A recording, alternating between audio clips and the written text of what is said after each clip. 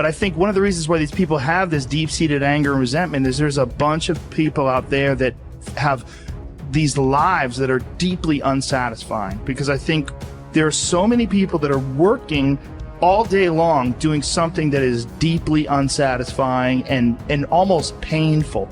Yeah, soul killing. Soul killing. Yeah. They're stuck in traffic all day, and then they're stuck in a cubicle after that. They relish the time to take a in the bathroom and look at their phone. I mean, they literally do that. That's a highlight of someone's day. They get in traffic on the way home. They get home after that, they're watching television, and they're... You ever notice that some people seem to want to hang on to stuff that is bothering them? They're forever talking about it. They don't want to let it go. They've had a failure at something and it's grown. They can't get over it. They just can't get over it. If somebody said something nasty to them, they don't want to let it go. Do you know what we should do? We should ask ourselves, everything that happens, is this serving you? Is this serving you? And if it's not serving you, get rid of it. You don't want anything in your life that's not serving you, that's not causing you to grow, that's not adding to the quality of your life. I don't care what it is. You will find some people, they just hold on to bad stuff. They hold on to problems. They don't want to seem to let it go. And that adds more problems. Whatever you focus on grows. The only thing that can grow is the thing you give energy to. Why would you hold on to anything that's not serving you?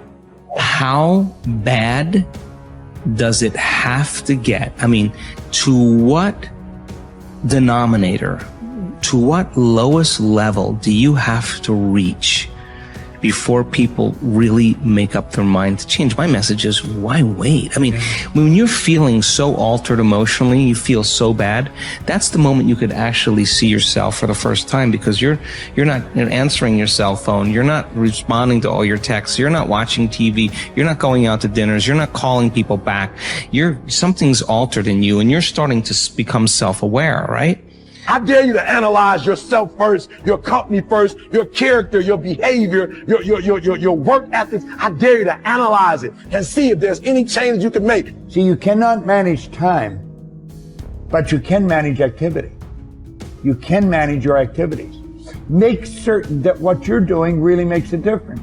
Make certain that you're spending your time on activities that are productive, that are taking you in the direction of your goal. If you think about the person that you want to become, what's that person do every day that you don't do right now? And when you start to do the thing that the person you want to become is doing, you leverage something called behavioral activation therapy. And that is a whole body of research that says when you act like the person you want to become, it's the most powerful way to change a habit. It's even better therapy than talk therapy, because the action proves to your brain that you're becoming that person. You're seeing the change through the action, and so then the brain catches up and starts to relate to you like a person that's confident, or a person who adores their appearance, or a person that celebrates themselves exactly as they are. Before you start the day, ask yourself, how do I want to think today? How do I want to feel? How do I want to behave? I mean, what would greatness look like? What would love look like today? What could I do that would be really cool for me at the end of the day? Say, wow, so I had a good day today. What would make me feel that way? And if you can't find an answer to that, start reading. Who reads anymore? Read a book. I read so many books a week. I know, I'm that way too. So read something about, you want to be wealthy? Read a book about someone who became wealthy, and get real and realize they may have failed 50 times before they actually pulled it off. Or what were their characteristics? What were their traits? What made them? So it wasn't about their wealth, it was about who they became. That's the key, right? So fill your brain with a little knowledge, and then just start asking yourself, what's the greatest expression of myself that I can be today? And rehearse it. Rehearse how you're going to be. And then if it leads to a different choice, that's the unknown. Mm-hmm. And just know that it's not going to be predictable. It's going to be a little uncomfortable. That's where the magic happens. If you can stay relaxed and awake in the unknown, things get pretty exciting. When you're back to the known, you're back to the familiar. Don't expect anything to change in your life. And if you say it's that person or that circumstance, you defaulted and went back to the program of the victim, allowing your outer environment controlling your thoughts and feelings. If you truly do this well, This is what I discovered. If I truly feel the feelings of my future before they occur, and I live in that state, I'm no longer looking for it to happen. How could I look for it if I feel like it already has, right? So I try to stay in that state, because then I'm not separate from it. And that tends to be when the magic happens. There's no control anymore. There's no predicting.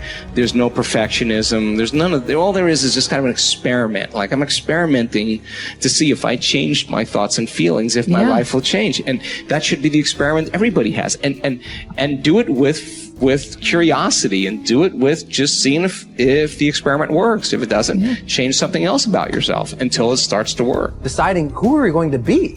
You know, we shouldn't hope to end up one day a magnificent, strong, beautiful, capable, kind, loving person. We should start living like that today, hopefully, so that we become that. That who we become is not an accident, but hopefully a purposeful intent. That our days and how we approach our days are literally driven by the intention of who we're going to be. That we bring our character into each of the circumstances of our lives, and by doing that, maybe we can't always direct every circumstance of our life. We can't control everything, but we can certainly control our responses to them. We can certainly dictate who we're going to be in those circumstances, and that helps us achieve our ultimate destiny that we desire, not one that just lands on us. I think the other thing that really comes to people's into their power is when they really discover that, you know, each of our days is something that we can also design. Not just design who we're going to be. How are you going to design your day? What's this day going to be about? What's going to get your attention? What's going to get your focus? And what should not be getting your focus is just your inbox, or just what I call browser blackout, clicking around on all these blue links or images, or swiping here and swiping there, and then losing 4 or 5 hours of your day. Because what ends up happening for so many people is they lose 2 or 3 hours to distraction each day, maybe 4 hours of distraction of television a day. And over the course of their lives, now a decade is gone of opportunity, a decade of missed opportunities to connect with your family, to achieve your dreams, to work a little harder, to contribute that thing you always contribute, to learn that skill that you wanted to learn. Like, we have to decide on our days. We have to design them. We have to wake up and decide what this day is going to be about, what's going to get done, what's going to deserve our focus, who will we reach out to, instead of just responding to everybody else's needs. Look back over your life and ask yourself, what activities, behaviors, or decisions have been most responsible for my success in life to date? You will probably find that less than 5% of the things that you have said or done have accounted for most of the success you have enjoyed.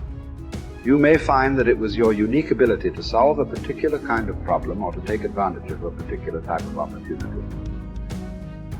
You may find that your special talent was an interpersonal skill that enabled you to influence and persuade other people at a particular time and place. You may find, on analysis, that it was an ability to take charge and accept responsibility for accomplishing a particular goal. Whatever has been responsible for your successes in life to date may be a good indication what you should be doing in the future. Analyze your work based on the measure that I call return on energy. Leaders in every field deliberately apply their talents and energies where they can achieve their greatest return on the amount of energy, mental, emotional, and physical, that they invest in any endeavor. They refuse to take on jobs or work in areas where they cannot perform at exceptional levels. They treat themselves as valuable resources, and they spend their energies very carefully. One of the questions that you might continually ask yourself is this the best possible use of my time and energy? Is what you are doing right now the most valuable thing that you could be doing, given your particular combination of talents and abilities? Often answering this question will help you to see that there is a vast difference between what you are currently doing and what you should be doing if you want to be fulfilling more of your potential. Once you have chosen your ideal job or occupation for this stage of your career, your biggest responsibility is to make the decision to become very good and then to become excellent at what you do. In a lengthy study on successful Americans, the Gallup organization discovered that expertise, or being recognized by your peers as one of the very best in your field, was one of the essential ingredients for success in American life. We said before that self-confidence comes from positive knowing rather than positive thinking. It is only when you know that you are outstanding in your chosen field that you really feel terrific about yourself, and that you enjoy high levels of self-confidence. Men and women who are good at what they do and who know that they are good at what they do are very different from those who are only average. They walk and talk and dress and behave differently. They have an attitude of assurance and certainty about themselves that causes them to stand out in any group. They have a deep down sense of self-worth and self-confidence that is evident to everyone around them. The quality of a person's life is in direct proportion to their commitment to excellence, no matter what their chosen field.